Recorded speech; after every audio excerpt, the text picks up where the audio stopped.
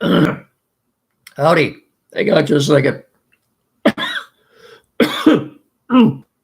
Took some water and went down the wrong chute. Oh, welcome to Time Out Overtime. Boy, pardon me. Sip of water going out of here and it went down the wrong chute. Now, is that bad luck or what? Welcome. It's Monday to another edition of Time Out Overtime on the Time Out Overtime YouTube channel, live and direct from the Frank Beck Chevrolet Studio Annex. I'm Rick Arsenal. First things first, if you haven't done so yet, please, folks, get down there in the corner. It means a lot to me. Get down in the corner. Oh boy, pardon me. And smash that like and subscribe button. Thank you very much. As you saw in the headlines, and as I'm sure you know from watching ESPN Sunday Night Baseball, the six-game losing streak is history thanks to some good pitching. And the clutch hit from Matt Barely and Tigers won the game 2-1 last night. They're 60-40. So they were the first major league team to get to 30 wins and 40 wins and 50 wins and now 60 wins. Still the best record in baseball. I think they're half a game ahead of the Cubs who lost yesterday in Boston.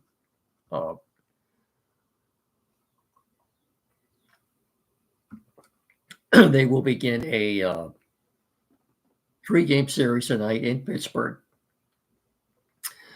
against Paul Skeens, the young pitching phenom for the Pirates. In spite of the fact that he's 4-8, his ERA is still, 2.01? Maybe they'll have a little luck and try to hit him. And I don't like the matchup. It's Paul Skeens and Jack Flaherty for us. We got Casey Mize going tomorrow night, and then TBD for Wednesday afternoon. AJ Hinch said yesterday on his pregame show, Reese Olson will pitch the opener Thursday night against Toronto. So, pardon me.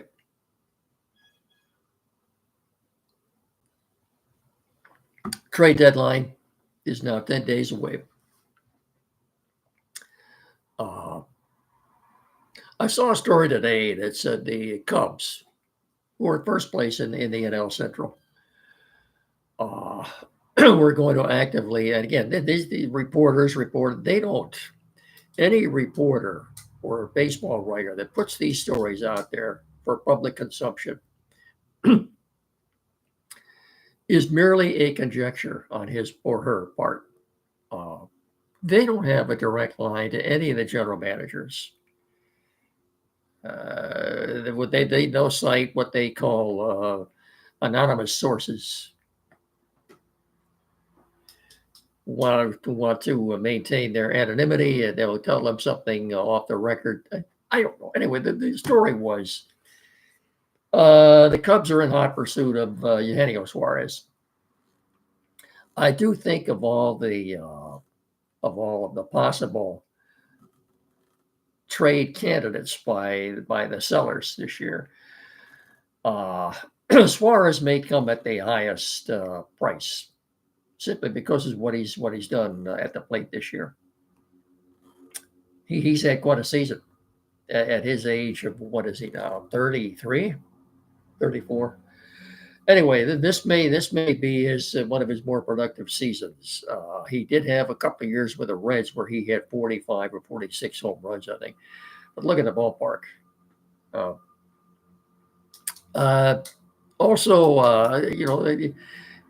Look, the Tigers are going to be pursuing bullpen help.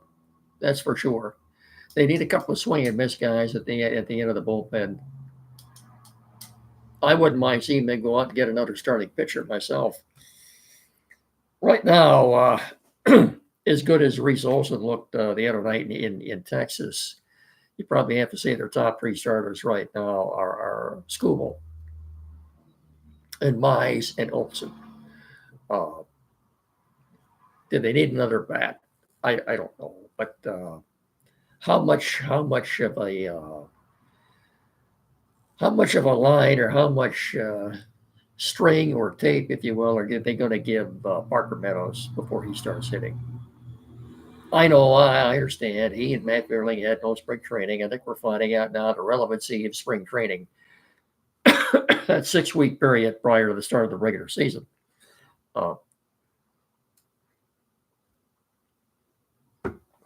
Anyhow, so let's look at the rest of the schedule here quickly before we get to the trade deadline. 3 games in Pittsburgh, and then starting Thursday, Toronto comes to Comerica. First place team in the East, AL East right now. Toronto's playing as well as anybody right now. If you ask me today who the best team in the American League is right now, not necessarily record-wise, that would be the Tigers, but literally who the best team is right now, I'd have to tell you the Toronto Blue Jays. And they're coming to Comerica starting Thursday for 4 games. All 4 will be packed. Always a lot of Canadians there, or Blue Jay fans. And as I have no doubt there will be this year, given 2 first-place teams going at it. In fact, I'm a little bit surprised. ESPN flexed the game last night. I'm a little bit surprised they didn't wait another week and flex the Tigers, Blue Jays at Comerica on Sunday, this coming Sunday. Maybe they don't want to flex a team in consecutive weeks. Maybe there's something about that. But keep in mind, too, that a week from Sunday, which would be after the trade deadline in Philadelphia on August the 3rd, that your schedule says it's a 1:35 start. That's been flexed to ESPN on Sunday night. And by the way, if you didn't know by now, this is the last season for Sunday Night Baseball on ESPN. What has it been, 35 or 36 years that they've had their relationship with Major League Baseball? I don't know what's going to happen to Sunday Night Baseball after this year. It could be streamed on Netflix or something, or Peacock or Amazon Plus or whatever, like Thursday Night Football is in the NFL now. That's quite possible. If the Major League Baseball decides they want to continue next year with Sunday Night Baseball, I have no doubt they will have had already worked out a contract with one of these streaming services. That's what I think anyway. Okay. Yeah. So anyway, to finish up what I was talking about, the 4-game series with the Blue Jays, which concludes next Sunday. And then the Arizona Diamondbacks come to town for 3. Well, you know who's on the Diamondbacks? Eugenio Suarez. The 28th, the 29th, and the 30th. Trade deadline day is probably a good thing that the Tigers don't play on that day. It's 6 o'clock Eastern, 3 p.m. Pacific time. Be nice if someone on the Diamondbacks would, after the game on the Wednesday afternoon, someone would inform Eugenio Suarez, don't bother packing, don't bother getting on the bus and going out to the airport with us because you're not going anywhere. You're staying right here. Now, it'd be the best case scenario for us, I think. Or maybe somewhere else. I don't know. Again, I've heard that the Cubs dearly have a need for him, would want to bring him in. The Yankees, the Cubs and the Yankees, I think are probably the 2 teams that the Tigers would have to outbid to get the services of Suarez. Tigers have the advantage of the best farm system, the best prospects to offer up. Pardon me. Arizona might want a current player, like a Parker Meadows or even a Zach McKinstry. I'm not so sure about that, but rest assured it will be it'll be a pretty busy, exciting day in these parts, a week from Thursday, August 31st, because not only is that the trade deadline at 6 o'clock, 2 hours later, we've got the Hall of Fame game on NBC with the Lions and the Chargers and Mike Tirico and Collinsworth. It'll be good to have them back. By the way, the weather, enjoy tonight and tomorrow night. We'll have lows in the 50s. And after that, it gives maybe some of the hottest weather of the summer so far. Boy, I don't know about you, but this summer can't get over quick enough for me. So anyway, it looks like the end of this month, maybe the 30th or the 31st, the humidity is going to be out of here, maybe at least for the time being anyway, because the first week in August, I'm seeing temperatures pretty much every night. The first few days in August, the first week, I'm seeing temperatures pretty much the low every night in the 50s. That tells me the humidity and the dew point are going to take a plunge. Anyway, enough of the meteorology, enough of the weather report, anything like that. If I don't move along here, I've talked way too much long on this, gone way too long. Scotty Scheffler, before we do this, shout out to Scotty Scheffler.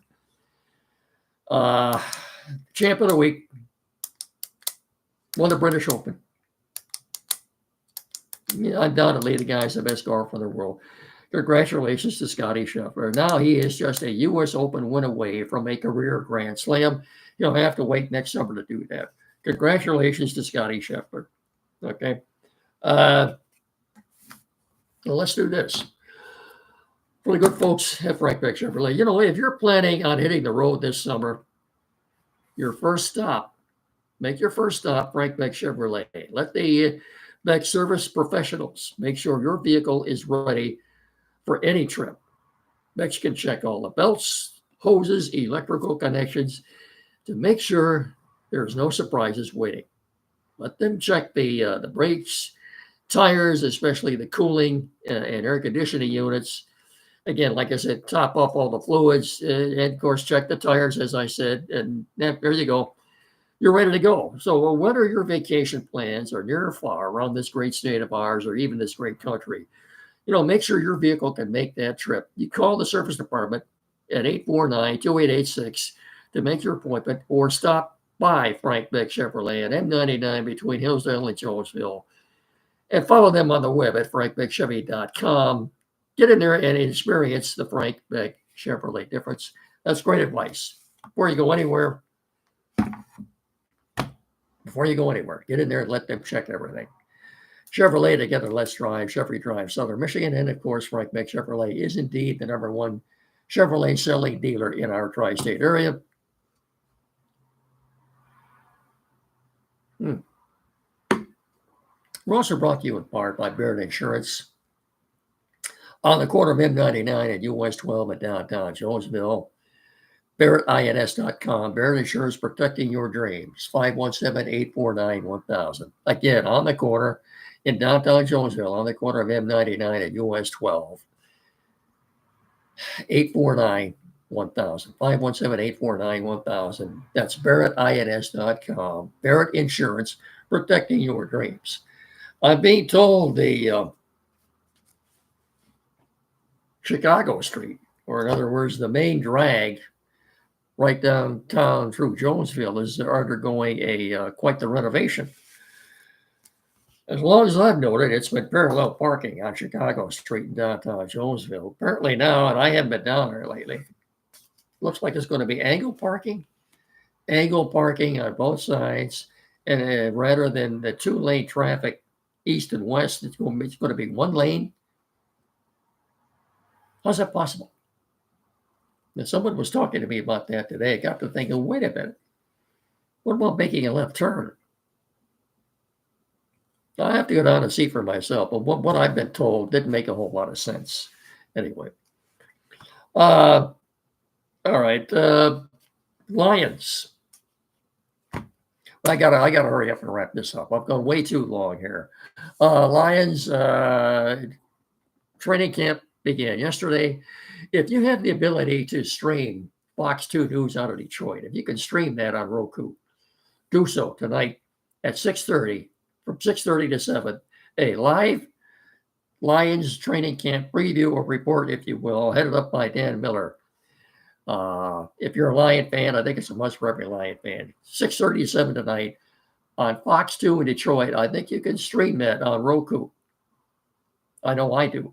So, just it's a must for every Lion fan. Dan Campbell said this morning about Levi Onwuzurike. A couple of things briefly here. Levi Onwuzurike, his knee was bothering him at the end of the season last year. It wasn't getting any better. And after a series of tests and blah, blah, blah, et cetera, they finally determined he needed ACL surgery. So he's gone for the year. It's his career may pretty well be over with, given all the what this guy has gone through. He had a bad back even at college, and he just hasn't been able to stay healthy. And now this, he didn't need this. I think he's got one career sack, and sadly, I think his career is pretty much over, at least here in Detroit anyway, I would assume. And Alex Anzalone is in camp. However, Campbell said he's dealing with a hamstring issue. Is he really, or is that just a veteran who doesn't want to come in and work out in the July and August heat and humidity? I don't know. He's in the last year of his contract. Publicly said he wants a new deal, but he's in camp. But he's got a hamstring. Gosh, what is it? A week from Thursday, we've got the Hall of 10 days. 10 days from now, the Lions will be on the field in Canton, Ohio, actually playing a game. That's hard to believe, isn't it? Also, if you haven't heard by now, I gave you a quick word on the Lions. Before I forget, did you see President Trump? The Washington Commanders want a new stadium. They want a new facility. Apparently, Donald Trump said today, if they don't change their name back to the Redskins, he personally will see to it they don't get the new stadium. I don't know how that's possible. I really don't. He also said he wanted the Cleveland Guardians to go back to being the Cleveland Indians. Just like he wants to have a fight on the White House lawn too. I don't think Donald Trump has any power to prevent the Washington Commanders from building a new stadium, unless they go back to being the Redskins. Remember the old fight song, Hail to the Redskins? Can you sing the old Redskin fight song? I don't know. Anyway, before we get out of here, I wanted to mention one other thing. We wouldn't be doing this without the assistance of Quality PC in downtown Hillsdale. Tim Lindley and his staff, and they're Lendley, 37 Walton Street, downtown Hillsdale, directly across the street from Pat Jack's Automotive, about 100 yards west of Howell Street. 517-610-5372. It's the only place in our area to go for any technical issues you have, anything at all. Sales, service, computers, new or used, flat screen TV mounting, programming, internet providers. Maybe you're getting a new internet system set up. You need that installed. Printers, anything at all. Get in there and see these folks. There is no other place in our area to go for technical assistance or tech services than Quality BC in downtown Hillsdale, 37 Walton Street, 517-610-5372. Or better yet, get in there and see them and tell them, me and Mickey sent you. Will you please? Thank you very much. Sadly, a sad note we're going to leave you on here.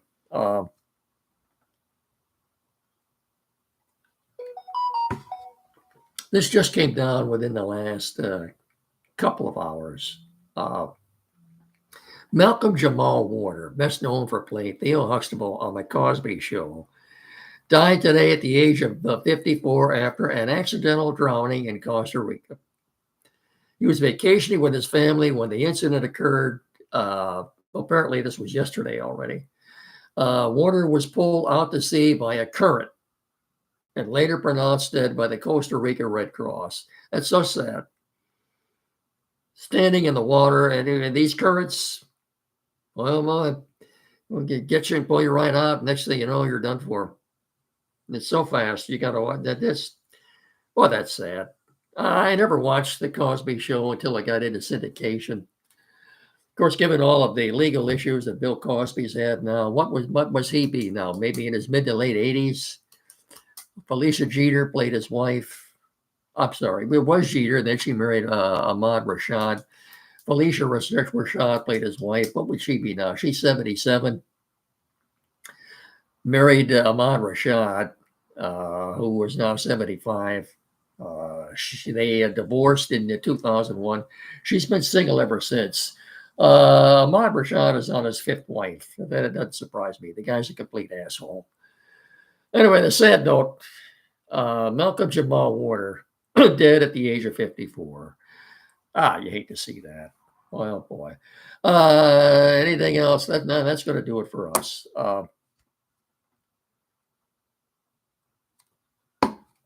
Don't forget, I'll talk to you all again on Wednesday. And we should have Andy back Saturday morning here on WCSR on the Time Out Show locally from 9 to 10, 92.1 FM, WCSR. Saturday morning at 9. Give us a listen. I will talk to you all again on Wednesday. So until then, remember, please treat each other with respect. Thank you so much for watching and listening. You all have a good rest of your evening. So until Wednesday, I'll simply say, so long, everybody, and go Tigers. Thanks.